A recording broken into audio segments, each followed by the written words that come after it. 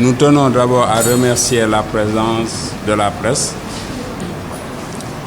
remercier aussi les responsables du parti et les sympathisants pour avoir honoré de leur présence cette conférence de presse. Je pense qu'on peut procéder ainsi. On a un texte liminaire qu'on va lire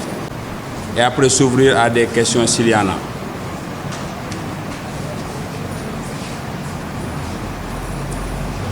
Le président Idrissa Seck, qui est assurément un homme de vision et de raison, n'a cessé d'attirer l'attention de l'opinion sur des sujets d'intérêt national et avait alerté très tôt sur les questions de pétrole et du gaz au Sénégal. Mais qu'il prêcha dans la forêt, seuls les fauves l'entendèrent et s'empressaient à le dévorer. Les événements actuels, les révélations, les multiples réactions ne font en vérité que confirmer la pertinence et la justesse de ses propos. À présent, les Sénégalaises et les Sénégalais, dans un élan patriotique à saluer, exigent la lumière, la vérité et la justice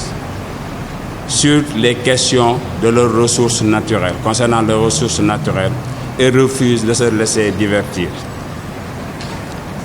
Nous nous réjouissons de cette prise de conscience du peuple sénégalais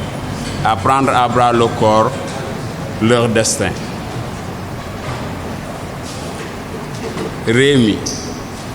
toujours au service des causes justes, réaffirme si besoin en est encore son attachement à une saine et transparente gestion de nos ressources naturelles. Nous tenons à remercier, à féliciter toutes les organisations qui ont pris des initiatives pour sensibiliser nos compatriotes, les mobiliser autour des intérêts exclusifs et supérieurs de notre pays. Nous rappelons qu'il y a des enjeux beaucoup plus importants que les égos, les affirmations de soi, les victoires personnelles et les positionnements. Car cette question transcende les partis politiques. L'éthique de responsabilité a pu conduire à un silence, un certain silence, un silence qui n'était ni une distance, ni une indifférence, mais plutôt une approche communicationnelle du président Idrissa Seck, basée sur les prescriptions du Coran. Comme il l'a toujours dit, il ne dit rien qui ne soit documenté. Car un peuple décide de s'exprimer librement, le devoir d'un leader est de l'écouter attentivement afin de mieux comprendre le message de ce dernier. Et il fallait tout simplement aussi laisser au temps, qui est aussi vérité, de montrer que la gestion sobre et vertueuse, tant proclamée, n'était qu'un leurre. Enfin, les Sénégalais commencent maintenant à se rendre à l'évidence. Nous invitons nos sœurs et nos frères à continuer à prendre part dans les initiatives et à participer à tous les combats citoyens nécessaires sur l'étendue du territoire national et international. Nous réaffirmons notre ancrage, l'ancrage du parti à toutes les initiatives allant dans le sens de préserver les intérêts du peuple sénégalais. Nous profitons de cette même occasion pour féliciter la plateforme Aar Li Ñu Bokk de leur belle initiative et de leur belle mobilisation les journées précédentes. Et le Rewmi s'engage, comme il l'avait fait, à leur côté pour continuer ce combat jusqu'à l'éclatement de la vérité.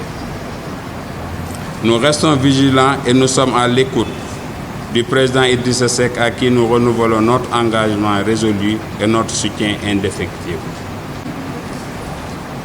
di sant suñu mbokk journalistes yi ci wuyu bi ñu suñu wuy si ak responsable politique yi ñëw teewe jotaay bi jëmmal ko di xamal ni le président Idrissa Seck mi nga xamante ni aujourd'hui mën nañoo accepter comme ni ko waxkat bi doon waxee naan nit la koo xamante ni day gis ci lu sori di aviser ci lu bari mi nga xamante ni coow li bi muy commencé nii ñuy wax yàgg na kaa alerter mais nit ñi mësuñu see bàyyi xel dinañu am ay yu ñu leen ci dugalal ay exemple yoo xamante ni ba muy wax boobu nit ñu commencé gu ñu woon parce que boo xoolee février 2014 bindoon na bataaxal jox ko le président Macky Sall ci bataaxal bi mu ngi wax président Macky Sall ni ko lettre permis bi nga octroyé Petro-Tim say service wax nañ la ni la baaxul kon annulé ko ndax li muy jural Sénégal mooy dañuy ñuy ñàkk ay milliards intérêt Sénégal amu ci intérêt réew mi askan wi amu ci intérêt ñaari nit képp moo ci am muy intérêt yow ak sa intérêt rak kon donc xamal ni Macky Sall li mu ci doon def ci biir mbir mi yëpp dara lu jub amu ci kon donc boo ko Idrissa di wax lan la ñu wax génn ni Idrissa na noppi président attaqué ko daal ni Idrissa xamul ni état di doxe ba Idrissa di ko tontu naan ko mënul nekk kilifaam ci parti bi nekkoon kilifaam dans l'état mu wëlbati ko tey naan ko xamoon ni mbir yi di doxe boobu ñëpp dañoo noppi woon kon donc suñu ñëwee tey ci question yi mu soulevé wu ñuy gis ni intérêt réew mi moo tax ñëpp jóg di taxaw di défendre ku ci nekk taxaw pour que mbir yi leer après que ñenn ñi aussi lu mel ni ay yenn télévision yi wala yenn organisation bi fexe yee yenn askan bi ba askan bi jóg jëlal en charge tey seen ay kii donc amuñu lu ñu ciy def lu dul sant ci lu ci ëpp ci président Idrissa Seck di xamal ni aussi ni réew mi li ko ñor mooy fexe ba nga xamante ni askan wi tegu seeni intérêt ñu teg ko toujours ci décision yi état di jël parce que bi Idrissa yi commencé après alternance 1 an après Macky Sall bi mu koy génne lan la waxoon mott moo ma gënal muut parce que Sénégal ni nga commencé baaxul woon booba ndekete xamoon na li xew tey ñii tëb yépp di wax di am fu ñuy dëkkal yenn yi ba ñenn ñi di ci profité bëgg a def ay récupération politique naan lu tax Idrissa noppi nañu gëstu li Idrissa doon wax ci question bi pendant at yi weesu yëpp. Premier ministre bi def na conférence de presse attaqué ko Macky Sall ni ko xamul ni mbir yi doxe premier ministre ni bu ñu bëggee lu leer nañu déposer ouverture d'une enquête d'une commission d'enquête parlementaire ñu jox Déthié Fall président mandaté ko pour que mu dem vice président bi mu demee yóbbu kayit pour déposer kii bi boobu ba tey amul suite tey nag li ñu xam mooy coow li bari na nit ñi naan Idrissa fu mu nekk Idrissa lu tax waxul certes dina wax ci fan yu néew mais li ñu bëgg pour que mu leer mooy ñu xam ni réew mi xeex bi moom moo ci jiitu woon réew mi xeex bi kenn mënu ko cee jële réew mi li nga xam te ne moo ko ci ñor mooy mbir mi du mbiru récupération politique du mbiru wane sa bopp du mbiru xeeñ ndax xeex yi ci am yépp réew mi da cee bokk da cay dem xëy na nag parti bi prononcé wu ci officiellement tey la parti bi au niveau de Thiès di ci prononcé wu officiellement président Idrissa mu ngi waajal jàkkaarloo ak askanu Sénégal wax ak ñoom ci question yi mais dafa am noo xam te ne moom mooy doxalinam mooy lépp lu muy wax day fekk mu yor këyit ndax moom kilifa la li muy wax toujours mooy lu ma du ma werante su ma waxee boo weddee damay génn këyit kon donc nañ ko may ci fan yu néew yàggatul dara xam naa ni sax mën ngeen xëy sax suba ñu waat leen président war na wax parce que yàggatul donc dina jàkkaarloog Sénégalais yi te leer na ma ni lim ciy wax ak lim ci xam comme na ma ko daan waxee saa bu ma waxee coow lu jógati mais bu ñu doxee tuuti ñëpp gis li ma wax kon donc li muy wax yàlla mu ngi koy def bañ ko commencé ba tey yàlla nga ko ciy suturaal ñaareel bi ñu ciy bëgg a dolli yeneen yoo xamante ni bi mu ci doon wax jar na aussi ñu dolliwaat ci amaat ci taxaw seetlu muy bi muy wax daaw ni suñu ministre de l'intérieur suñu ministre des finances dafa daan jëf ay deal d'exonération fiscale et d'abandon de créances sénégalais yi ba tey waxuñu ci et loolu est aussi plus grave que question pétrole bi comme Aliou Sall et moom li mu wax mooy saa bu ma waxee kayit am na donc yooyu yëpp sont des choses yoo xam te ne dañ ko war a dajale pour que réew mi ñu gis ni benn gang la moom moo fi nekk lan moo nekk nag ci biir gang bi kenn justice ñemewu la wax parce que le procureur kaaw Khalifa Sall bi dafa jàpp pour 1 milliard dem tëj Karim Wade da kaa jàpp dugal ci kaso bi ba pare ni ko dama wuti ay preuve pour setal sa bopp bii kenn ñemewu la wax muy jël di justifier di couvrir rakku président de la république kon donc dafa laaj askan wi amaat benn taxawaay ñu def mbir mi def ko loo xamante ne ñun ñëpp ñoo ciy àndandoo pour que vérité bi mën a feeñ pour que mbir yi mën a tegu ci dëgg parce que Sénégal li ko ñor mooy que ni réew mi fii ñu jëm dafa soxla kilifa goo xamante ne day teg mbir yu ci dëgg kilifa goo xamante ne day am poigne am autorité mais un président de la république boo xamante ne lu ñu la jox nga ni dama doon nelaw damaa yeewu rek ñu jox ma ni ma signé yëguma ko woon sur tous les dossiers et ñaareel bi le 28 mai bii passé dafa def ñaari aveux yu extraordinaire mais bi muy recevoir nit ñi ci soi-disant dialogue bi dafa def ñaari wax yu mu wax benn bi dani am leen confiance ci man ndax dootuma njuuj njaaj c'est un aveu bu extraordinaire mooy kon moom da doon njuuj njaaj kon donc mbiru pétrole bi ak gaz bi liñ ci def yépp président xam na ko président Idrissa wax na ko bi mu ci benn émission ak benn télévision de la place bi mu recevoir këram mu leen Macky Sall lu mu ci def moo ko tey ci pétrole bi ak gaz bi parce que il était chef de division à Petrosen bi ñuy def études yi avec les Américains wëlbatiku nekk ministre de l'intérieur nekk ministre de l'énergie tey mu nekk président de la république naan ay yëguma rapport beeg rapport bi indiwuñ ko rapport bi dañ ko classé secret kenn waru ko publier ak nangam lu mu ci def moo ko tey te li Aliou Sall di def yépp est-ce que position bi Macky Sall am est-ce que ñoom Aliou Sall duñu prête non wala comme ni italien di wax dans leur mafia est-ce que c'est pas le capo des tutti capi mooy patron groupe mafia yu ndaw yi est-ce que du moom moo nekk ci gannaaw parce que amul benn tànk bu mu ci teg pour leeral ko ku ci wax moom mooy rëq sa ndig le procureur ak li xew démb le magistrat de classe exceptionnelle Seynabou Ndiaye Diakhaté xamal ni procureur li mu ko waxoon li mu wax dara du ci amu ci li mu waxoon ni dossier yi jox na ko kon donc état bi ak avec le président de la république ñoo bëggul leeral askan wi donc nag loolu nag moo war nag ni askanu Sénégal yépp au-delà des partis politiques ñu am benn taxawaay bu ñuy taxaw pour jàkkaarloo avec Macky Sall parce que question bi nag dafa di doon loo xam te ni du sérieux la et li ñuy bëgg a wax découvrir naan nit ñi dañoo bëgg a réew mi tàkk ak pétrole bi malédiction pétrole ñaan nañu yàlla loolu yépp parce que mbir yépp tegoo ci dëgg bu mbir yépp leeree je pense que ni amul ay malédiction bu fekkee nag ay njuuj njaaj ñoo ci am di bëgg a làq ñi dóor ñi di jéemoo am lu ñuy leeral pour gérer yenn ci suuf donc dañuy jàpp ni président de la république seetu ci comme ni Idrissa doon wax naan jubul mën na wala mënul mais li ko wóor ni mooy mënul jubul parce que amul benn jéego bu muy def pour leeral kon donc loolu la ñuy amoon loo xamante ni ci biir waxtaan bi moom la ñu bëggoon en guise d'introduction ubbee ko donc di ci bu profité ba la ñuy tëj di féliciter ñi nga xamante ni ñoo organisé woon marche yi commencé woon di xamal ni donc réew mi doo xamante ni bañ ko commencé xeex yàgg na duñu nangu tey ñu naan réew mi dafay ñëw di dabe wala réew mi bokk ci ndax tey président Idrissa Seck ak waa réew mi lépp lu leen dal c'est pour la défense des intérêts du Sénégal et des Sénégalais kon donc yàgg nañoo xeex loolu kon donc comme nag dañ ko doon xeex nit ñi dégguwuñu comme li muy wax Idrissa donc dafay am laaj bu benn période boo xam te ne dañuy taxaw mais combat yi am yépp waa réew mi dañ ci doon dem xëy na nag li ñu naan xeex bi dafa di loo xam te ne dafa dépasser parti politique yi donc aajewul woon nit ñi di ca dem di sol ay couleuru parti dañ ca daan dem ñi ciy dem sol drapeau Sénégal parce que mbiri askan wi la donc réew mi mu ngi ci woon donc ña ko doon plateforme yi ko taxawaloon nag porté woon xeex bi aussi du ñu def du dul di leen féliciter di leen xamal nag ñun ñu ngi ci biir te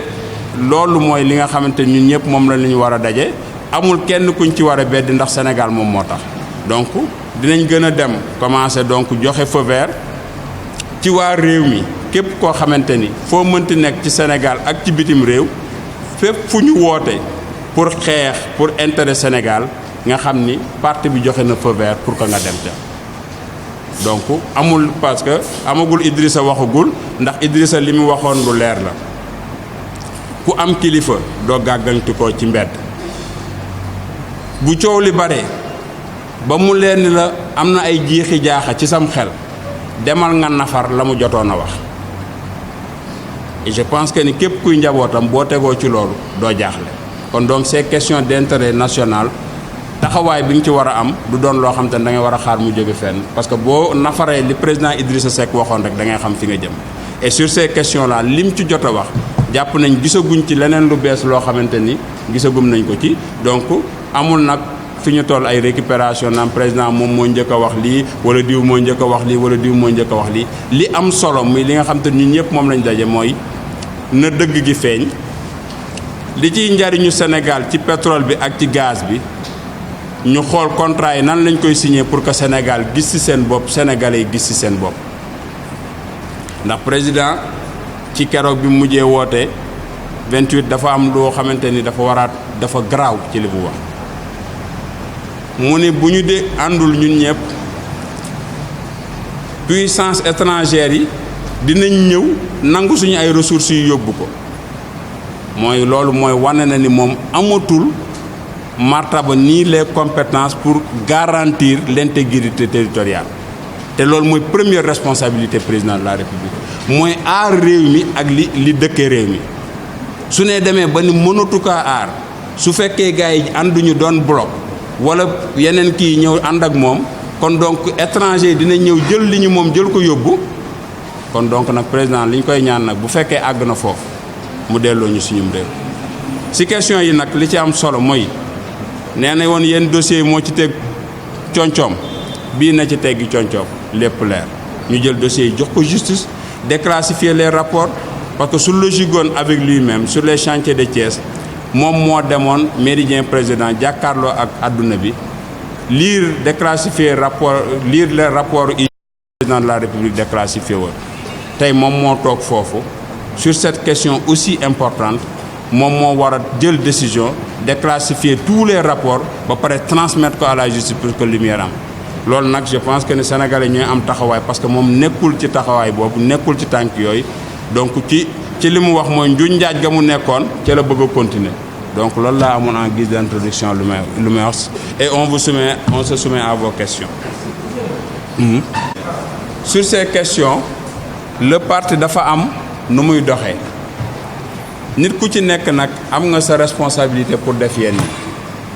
mais le président Idrissa dafa am ay secrétaires nationaux yoo xam te ni lu ci xew da leen di mandaté par rapport à ces questions donc le président Déthié mu ngi nekk ci front bi donc sur le dialogue Déthié moom moo ciy prononcé wu mosuñu cee dem toog ak Macky Sall te duñu toog ak moom ci dialogue bi je veux que ça soit clair ànduñu ak Macky Sall ci dialogue wuñu ak Macky Sall li président Idrissa Seck wax koo xam te ne waxam jubul waxam wérul lum la mës a wax mu deñ duñu toog ak moom parce qu'il n'est pas de bonne foi il cherche toujours une couverture dajale nit ñi pour jéem a am beneen mbir boo xamante ni lu nekk ca gannaaw loo xamante ni waxu ko parce que li mu bëggoon a def ci biir dialogue bi li mu ko doon wooye di se précipité wu xamoon na ni BBC day génne reportage il voulait anticiper parce que c'est pas pour rien mu ni si on ne s'unit pas des forces étrangères vont venir et vont profiter de nos ressources et que nous serons les grands perdants alors que c'est lui qui est le garant de notre sécurité et de l'intégrité territoriale. Donc sur cette question c'est clair. Concernant les concertations sur les processus électoraux yi ministre de l'Intérieur di organiser à la veille de chaque élection nous sommes un parti politique on y participe. Il n'y a pas de confusion par rapport à ça. Quant aux jeunes ils sont libres de faire ce qu'ils veulent mais le parti est organisé et s'engage de façon officielle sur ces choses-là. Aujourd'hui lii ñuy toog fii di wax pour engager le parti si le parti n'avait pas donné un feu vert, si le parti ne s'était pas réuni pour nous donner des instructions pour organiser cela, on ne l'aurait pas fait. On est un parti organisé. Sur la communication du président Idriss Seck, on en discute, on planifie, on organise ce qu'on a à faire. Et le moment venu, tout le monde sera informé. Maintenant, il faut que parfois qu'on accepte que dans des partis, qu'il y ait des brebis galeuses qu'on ne peut pas contrôler, et c'est tout à fait normal. Mais nous, suñu parti, moi, li Idrissa Seck di wax, li secrétaire nationaux yi di wax, lolu moy li officiel. Okay. D'abord, je vais vous rappeler une chose. Le 14 février 2018, je vais vous lire un petit paragraphe de la lettre que le président Idrissa a adressée au président Macky Sall. Le paragraphe 2. Il dit par ailleurs, vous avez refusé, monsieur le président, d'annuler le permis octroyé à Petro-Tim, qui est entaché d'irrégularités établies. Pire, vous l'aviez reconduit précipitamment sur présentation de votre ministre Aly Ngouille Ndiaye, de façon surprenante, improductive de recettes pour l'État est risquée. Pour l'État du Sénégal est risquée. Risquée car porteuse de poursuites judiciaires futures autour des droits et titres octroyés qui ont pour substrat des actes susceptibles d'invalidation. Cela ne protège pas les intérêts des 15 millions de Sénégalais, sauf de 2 d'entre eux. Vous, monsieur le président de la République, et votre frère Aliou Sall. Le président Idrissa Seck l'a écrit le 14 février. Il était même en déplacement à Mbacké Kadior en 2018. 14 février 2018. Le 17 février, à la Galerie d'Art, il s'est prononcé encore quand il avait dit au président de publier le contrat qu'il avait signé en Mauritanie, parce qu'il n'y avait pas l'intérêt du Sénégal. Et que le président est sorti pour dire que le président Idriss Seck ne connaît pas comment les choses marchent. Le lendemain, son premier ministre est sorti pour faire une conférence de presse pour dire qu'il n'y a rien d'illégal. Et il est allé même plus loin pour dire à Idriss Seck, pendant ce temps, on salue d'abord, comme on l'a dit, et on félicite la plateforme pour cette organisation et cette belle mobilisation qu'ils ont réussi. Parce que cette question, ce n'est pas une question, comme on l'a dit, de récupération politique, ni une question d'ego, parce que les enjeux sont plus importants, ni de victoire personnelle. Parce que ça transcende les partis politiques. Donc on n'est pas dans une logique de dabou. Ça, c'est la première chose que je voudrais qu'on évacue. Le président Idrissa Seck n'est pas dans une logique d'affirmation de soi ou bien de positionnement. Il est au service de son peuple. Il prend la défense de son peuple. Il n'attend pas que le peuple demande à ce qu'il soit à ses côtés. Parce que lui, il est conscient de ses responsabilités pour protéger le Sénégal et les Sénégalais. C'est ça qu'il faudra savoir. On n'est pas dans ces logiques-là. Non. Je veux que ça soit clair d'abord. On n'est pas dans des logiques de dabou, ni de positionnement, ni de victoire personnelle. Je veux revenir par rapport à ça. Quand vous dites que... Donc, je sais que la plateforme Art Lignobok sont des Sénégalais. Et ils ne veulent pas que le pays soit réduit en cendres. Ils ne vont pas y aller jusque là-bas. Mais ils vont mener ce combat avec responsabilité. Ce n'est pas parce que si les gens commencent à porter un combat qu'on va descendre dans la rue pour brûler le pays. On n'est pas dans cette logique. On est des citoyens. Et on a que notre pays, on ne va pas le brûler. Et on est assez responsable pour mener des combats et les réussir. Sans pour autant mettre le pays à feu et en sang. Si tel était le cas, le président Idrissa, lors des dernières élections, tout le monde sait que le président Macky Sall n'a pas gagné. Il a fait un coup de force. Est-ce que le président Idrissa a appelé à ce qu'on brûle le pays? Il n'a pas gagné. Et il le sait. Tous ces agissements, parce qu'il sait qu'il est minoritaire dans ce pays, il n'a pas gagné. Il lui-même le sait. Toutes ces réactions et ces comportements actuels. Et Le judiciaire est à la solde de l'exécutif, ça tout le monde le sait. La justice n'a aucune crédibilité dans ce pays. Et ça vous-même vous le savez. Ça vous-même vous le savez. Il faut dépasser là. Donc, comme le dit l'autre, le président Idrissa Seck n'a pas fait de recours, comme on le disait un vieux. Fu deug nekul ku fa yobbu sa deug ya ñak sa deug. On ne dépose pas de recours. On est très responsable. Donc ces comportements après post-électoral là du président Macky Sall, parce qu'il sait qu'il est minoritaire dans ce pays. Pourquoi juste après les élections qu'il appelle à un dialogue? Et il a été élu sur la base d'un programme. Pourquoi ne pas mettre en œuvre ce programme? C'est parce qu'il n'a pas gagné. Et tout le monde a sait comment un magistrat peut lire dans une salle climatisée des résultats d'élection et que la sueur tombe de son front. C'est pas ça, donc ça parce que non. Et on connaît Cheikh-Tidiane Diakhaté, tout le monde le connaît. Il faut avancer. Donc, le 23 juin, écoutez.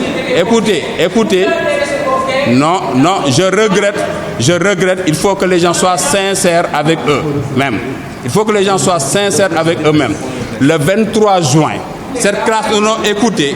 s'il vous plaît. Le 23 juin, cette classe politique qui était en manque de reconnaissance devait avoir l'humilité de reconnaître que ils ont plagié même les propos de Idrissa Seck de 2004.